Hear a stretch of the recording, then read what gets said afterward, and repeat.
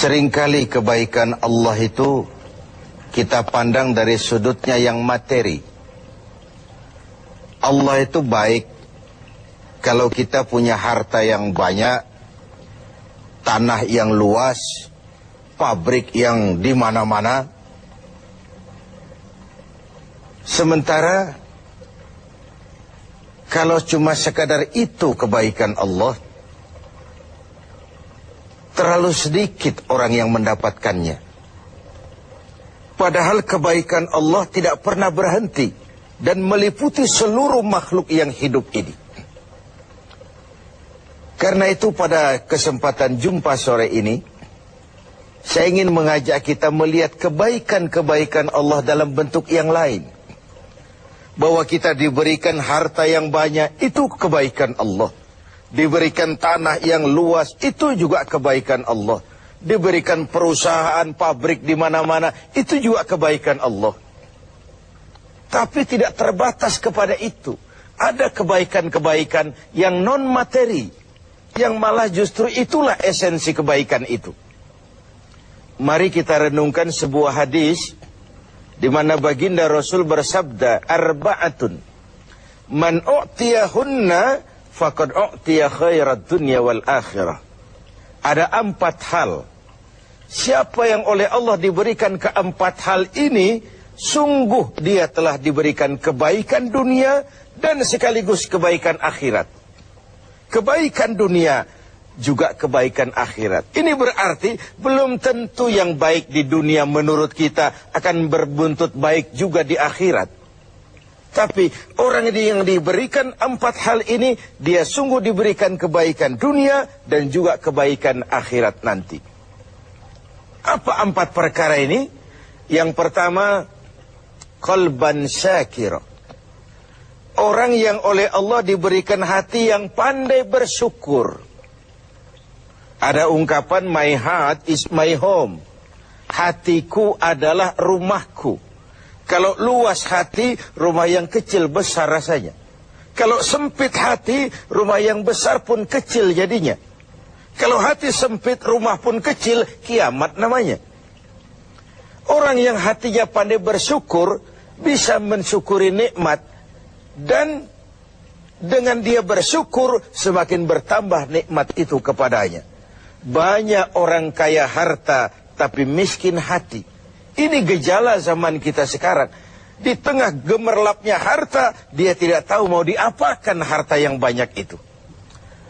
Orang-orang sufi menjelaskan bahwa kaya itu ada 2 macam. Ada kaya majazi dan kaya hakiki. Yang disebut kaya majazi, kaya artifisial. Lahirnya dibaluti harta, tapi hatinya miskin. Hidupnya sudah serba ada, tapi dia masih merasa kurang.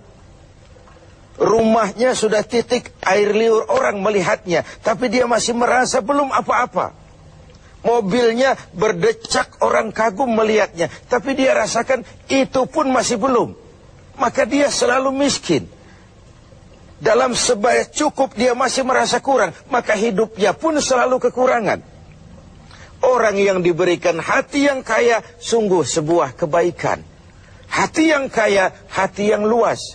Kalau hati luas, tandanya 2, bisa mensyukuri nikmat dan tidak mengingkari apa yang diberikan Allah kepadanya. Tapi orang yang hatinya sempit biasanya tidak pandai mensyukuri nikmat. Dan lebih celaka lagi ini, tidak senang lihat orang lain mendapat nikmat. Orang seperti ini ya susah gemuk. Sudah tidak bisa mensyukuri nikmat, tidak senang lihat orang lain mendapat nikmat. Tetangganya beli televisi saja dia demam. Nanti tetangganya beli sepeda motor, dia makin gawat, masuk rumah sakit. Di rumah sakit dengar tetangganya beli mobil, mati dia.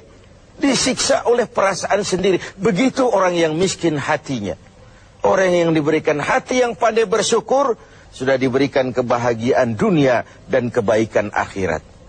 Ini yang pertama. Yang kedua, walisanan zakira. Orang yang diberikan lidah yang pandai berzikir. Menyebut nama Allah dalam artian yang seluas-luasnya. Tasbih ya zikir, tahmid ya zikir, tahlil ya zikir. Tapi ada fenomena lain.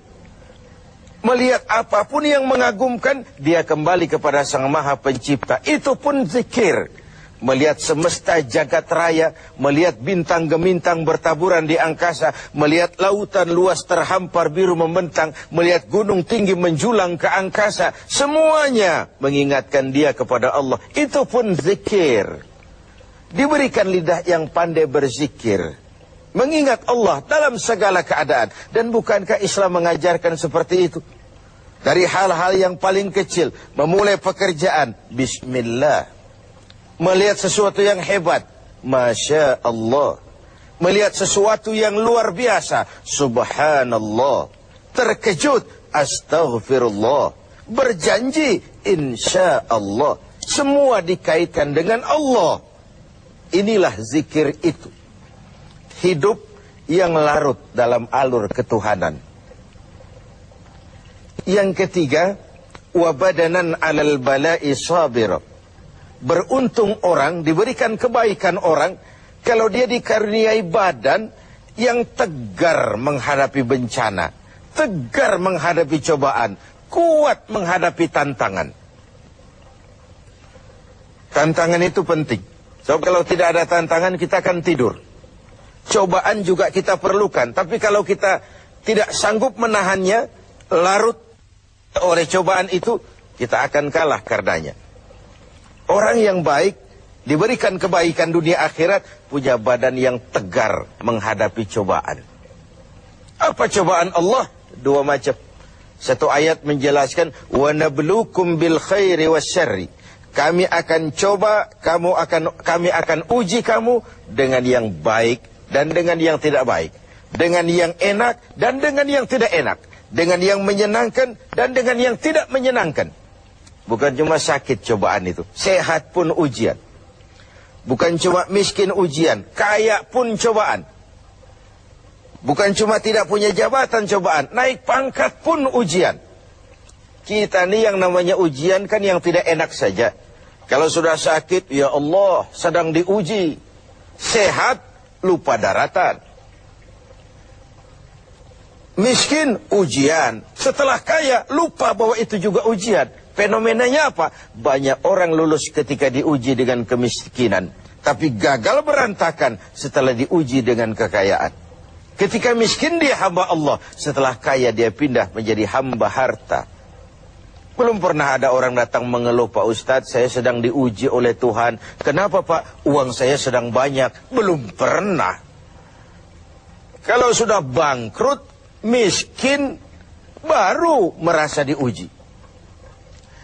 Bukankah sejarah syarat dengan contoh? La nufarriqu baina ahadim min rusuli. Kami tidak membeda-bedakan para rasul. Tidak ada rasul yang dianak emaskan. Semuanya diuji, semuanya ditempa, semuanya digembleng. Semuanya tegar seperti batu karang di tengah samudra. Walau tiap hari dihempas ombak, dihantam gelombang, dia tetap berdiri dengan tegar. Begitulah orang yang diberikan kebaikan oleh Allah. Lain dengan orang yang loyo, sedikit kena kesulitan seperti ayam sampar, kerakap tumbuh di batu, hidup segan mati pun tak mau, skeptis, pesimis. Apa yang bisa kita lakukan kalau dasar hidup kita sudah skeptis dan pesimis itu tadi? Hidup ini adalah cobaan. Semakin tinggi kualitas keimanan, semakin berat cobaan itu. Semakin kokoh berpegang kepada agama, semakin kuat pula cobaan datang menerpa. Yang terakhir, orang yang diberikan kebaikan dunia akhirat, wa zaujatan salihatan, diberikan istri yang salihah, pendamping. Tidak ada suami bisa sukses jadi apapun dia tanpa peran serta dan dukungan istrinya. Itu sebabnya baginda Rasul menikah dengan Sayyidatuna Khadijah. Apa yang jadi pertimbangan beliau? Mengawini seorang janda yang umurnya 15 tahun lebih tua pula dari beliau. Kalau sekedar memperturutkan hawa nafsu, mestinya tidak Khadijah yang dipilih oleh baginda Rasul. Mestinya Kalau istilah kita sekarang cari ABG saja. Tapi jelas baginda Rasul bukan cuma sekedar mencari istri, beliau mencari seorang pendamping. Apa bedanya ini? Tiap perempuan bisa jadi istri, memang, tapi tidak tiap istri bisa jadi pendamping. Itu dibuktikan dalam sejarah. Orang lain belum beriman, Khadijah iman. Orang lain memusuhi Nabi, Khadijah mengorbankan hartanya untuk membantu perjuangan Nabi. Saat Nabi terkena kesulitan, Khadijah tampil jadi penghibur. Khadijah tampil jadi pembela. Ketika pertama kali berhadapan dengan malaikat Jibril menyampaikan wahyu, Rasulullah gemetar seperti orang demam.